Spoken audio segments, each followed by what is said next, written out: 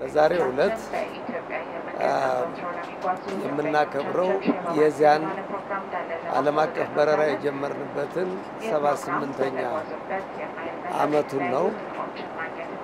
ይህንንም የምናከብረው እንደገና ከአዲስ አበባ ተነስቶ በቀጥታ ወደ ካይሮ ባደረግነው በረራ ነው።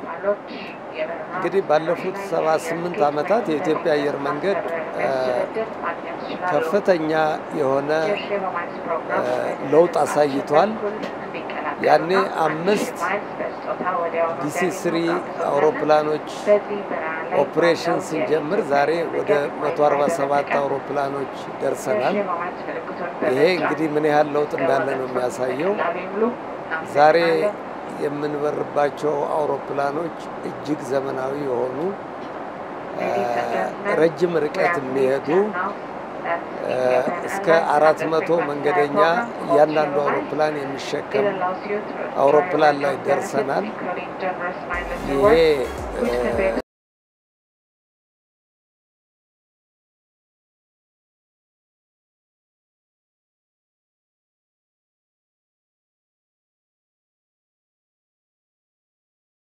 አገልግሎት ለአንድ አየር መንገድ ህልውና እና ስኬት ትልቅ ወሳኝ ነገር ነው።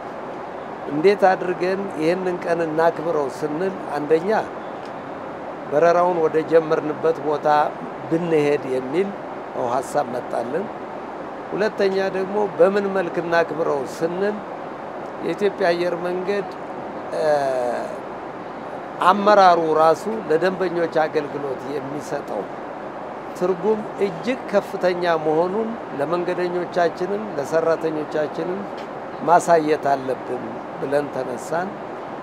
አገልግሎት ስንሰጥ የምንፈልገው ደንበኛ ንጉስ ነው። በንጉስ ፊት ዝቅ ብለን ማገልገል ለመላው ሰራተኞቻችን ማስተማር አለብን ብለን በመነሳት ይህንንም ለማስተማር ትልቅ ትርጉም ሊሰጥ የሚችለው ራሳችን አራያ ሆነን ብንሰራ ነው በማለት እንግዲህ እንዳያችሁት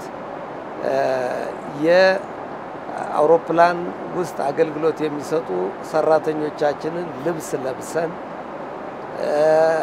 እነሱን መስለን ከነሱ ጋር በህብረት በቲም ደንበኞቻችንን እያገለገልን ነው በረራውን ያጠናቀቅነው።